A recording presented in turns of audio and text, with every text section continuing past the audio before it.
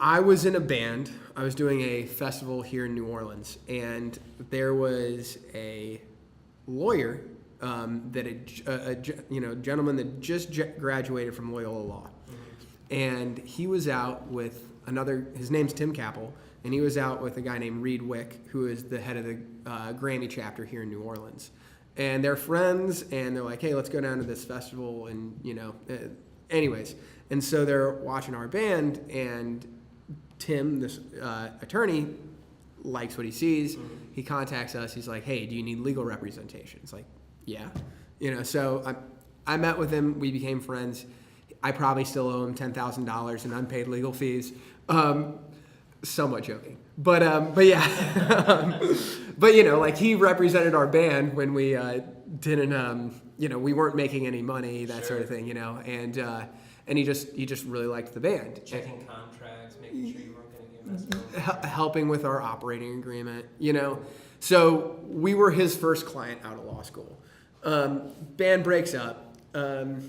We remain friends. Mm-hmm. And he goes on and keeps building his business. I go out and, enter my mid-20s where I'm just throwing a bunch of shit against the wall, wind up in debt, move to a place where I'm paying $250 a month in rent because I can't afford much more. Lots of weird things happening. But eventually I start tour managing the Soul Rebels, get on my feet. And Tim and I will go out and get drinks every 4 months or so just to check back in. And so one time we're getting drinks and he's lamenting Freedia's current management at the time. And Freedia's previous manager, her contract was expiring in like 6 months, and they were looking for a new manager.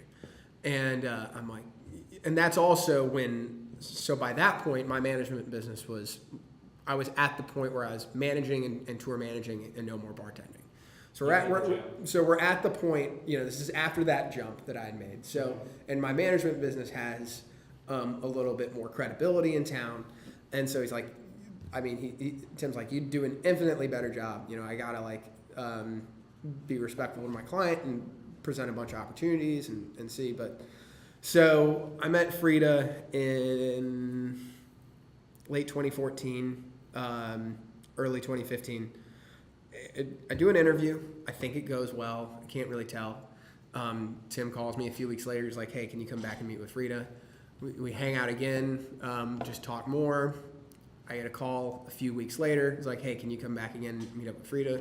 We hang out, we talk more. This is the longest job interview ever. Well, and I told you with Sweet Crude, it took like 4 or 5 months too. Oh, so is this somebody, you really nurse it. You have to. It's like getting in bed with somebody. It's a serious relationship. It's a very serious relationship because it's different than like, oh, I'm gonna go with this booking agent. You're less close with that person. Like the artist manager relationship is very close, and so or at least it is with me. And I get close to my clients. Yeah.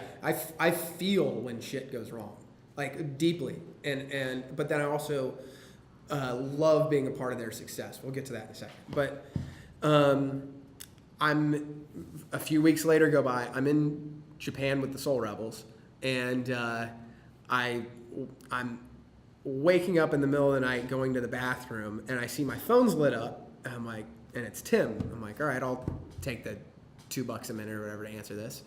And he tells me I got the job and asks when I can start. And I'm like, well, I'll be home in a week and I'll start then. So this is in 2015, and I've been with Freedia for 3 years now, and we're thick as thieves. It's a lot of fun. We're very close. We talk every day, but that's how I am with all my artists. Yeah.